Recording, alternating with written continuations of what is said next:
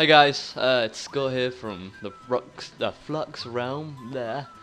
Just going to show you another tutorial with Cinema 4D. Sorry again to people who haven't got Cinema 4D. I will get to it, but Eric's doing Photoshop tutorials at the moment, so I don't really give a damn about making them. So yeah, here we go. If you want to go, we're going to, in fact no, what am I doing, MoGraph? We are going to show you how to, well, I'm going to show you how to create a ball like so. In fact, I'll show you like so on my background where it glows like so with a glossy out look, I guess. So yeah, that's what we're gonna try and create. So let's start off. So if you want to go to the shapes actually, and you want to click sphere, and you want to just bring it up to about yeah, just above the thing. But if you want it dead on the floor, like literally solid, you just want to write in on the Y action 102, which sets it exactly to the floor basically. Right, so that's we're halfway there. So now you want to go and click that. You see this little thing here? Oh yeah, while you're here on sphere, you want to click sphere and you want to make sure on object that the segment is set to 30. So that it gives more segments to the piece, and then you want to go and click this little bar thing here, and then you want to click sphere again, and whilst that is highlighted, you don't have to hold it anymore, but when it's clicked, you want to click the letter C, and that should set into segments, and you can see a little triangle there, that sets them to little polygons, which is basically helpful when doing selection. And then you want to click selection, and click loop selection. This will make us able to select a segment. This selects a whole segment around the whole of the circle, which you can change to any way you like. So for example like that, yeah, you can highlight them. Okay, so I'm going to start off by doing the way it is set up on my my background. So you want to, whilst holding shift, you want to click the places you want highlighted. So I'm actually going to have 3 down actually.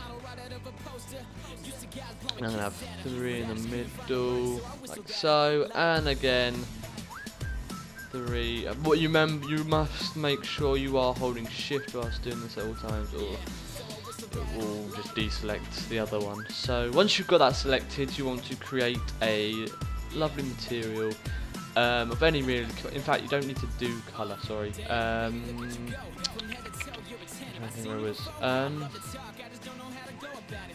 You want to go luminance, I think, and you want to go choose colour. So if I choose that, and you want to set the brightness to 300% or 400%, whatever takes your liking. And then you just want to throw it on there.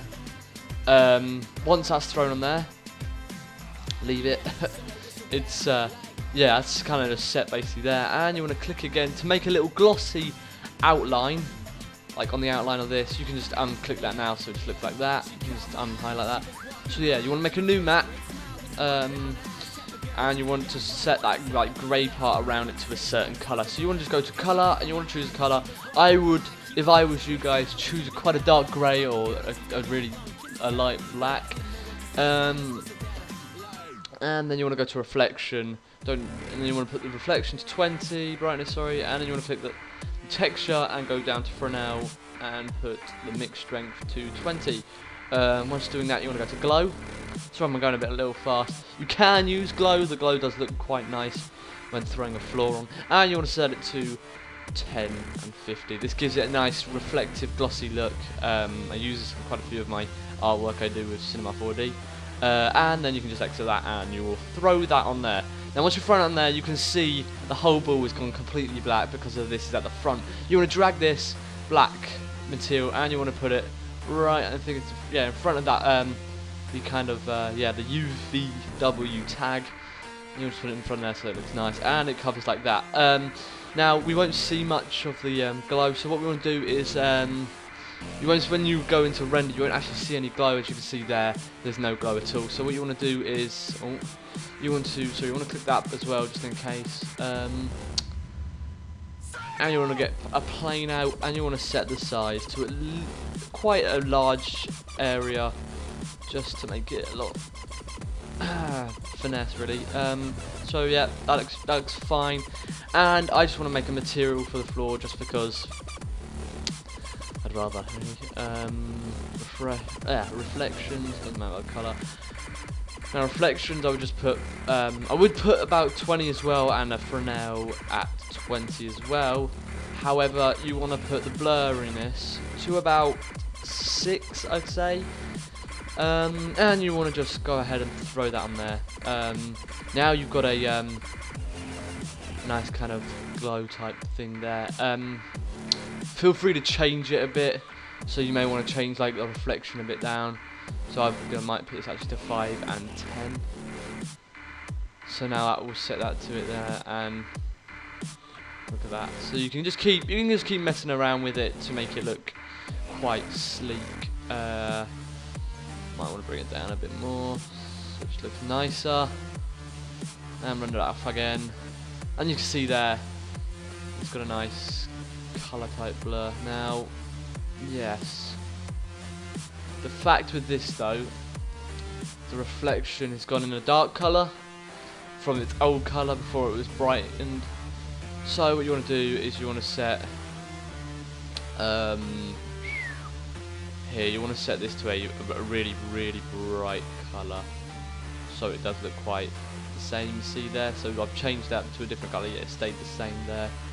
And when you render it, there you go, the colour's coming back from that glow. However, I don't like the way it's facing, so I'll click a rotation and I'll throw the rotation around on the ball just to give it a nice, like it looks like it's rolling like around in a circle or something. Once you've done that, you want to add a light actually, because you're going to put global illumination on, so you want to throw a light in just to give it something, or it just be completely pitch black, which you don't really want. So I want to put the glow on the back so the shadow casts across, and I want to add, where is it? Well, make sure that's, hang on, give me a minute. Yeah, you want to untick and then click light again, and you can go to shadowing, and you can put a shadow map soft on if you really wish.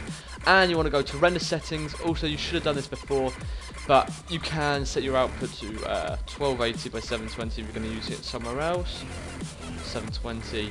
And I'm going to add a global illumination. Go to the irradiance cache and go set your stochastic samples to low, and as well as the record density to low as well. I should set it fine.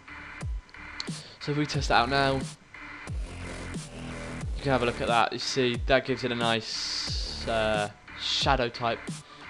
Nice. I may want to bring the that off actually. I'm not sure what it looks like, but let's take shadows off. You can have that as well. That looks quite nice as well, quite frankly. There found a way. Sorry, I'm listening to the song. And then you want to set. Sorry, hang on. Yeah, you can change reflection on it. However, I am not too bothered. I may want to change the reflection of I think it's the black one actually that I want to change the reflection on.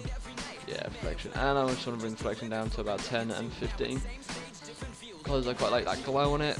And that's the basics of how to create a to create a glossy ball. Obviously you can't see the gloss that well. That's because you may want to add a plane above it. So if you go to that, it's a small plane, so just want to throw that above. You can enlarge it if you really wish. Not really much of an issue, but I mean enlarging it does look quite nice. And you want to set it to the face you want to put it at. So I'm going to just put it there, about. That's fine for me. If you want to bring it across a bit. So yeah, just have it like there. And then you want to make a new matte if you're adding this plane, and you want to set the colour to pitch black. And you want to set luminance up to full, and that's all. You just have to tick it, sorry, and that's good. And you want to just throw that onto the panel. So also, when in camera, you'll see. Look, you see the ball. I don't want to actually see this big plane when I render. As you can see there, you can actually see the render of the.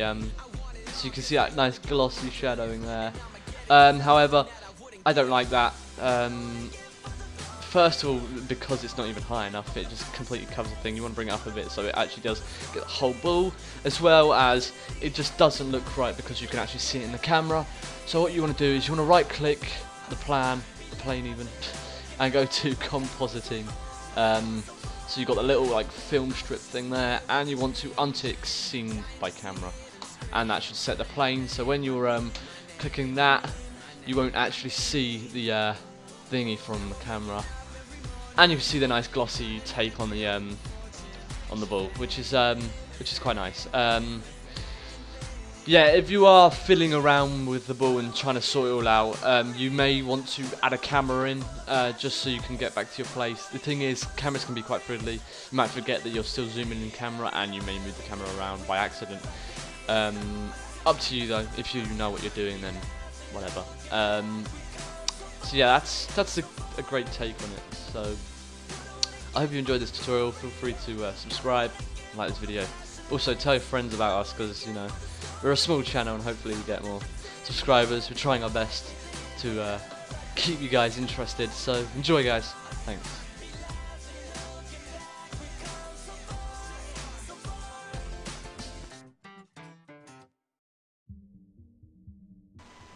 Hey guys, I just wanted to thank you again for watching our video. Feel free to like and subscribe. Also tell your friends about us, and yeah, get them subscribed as well. Thanks very much. Bye.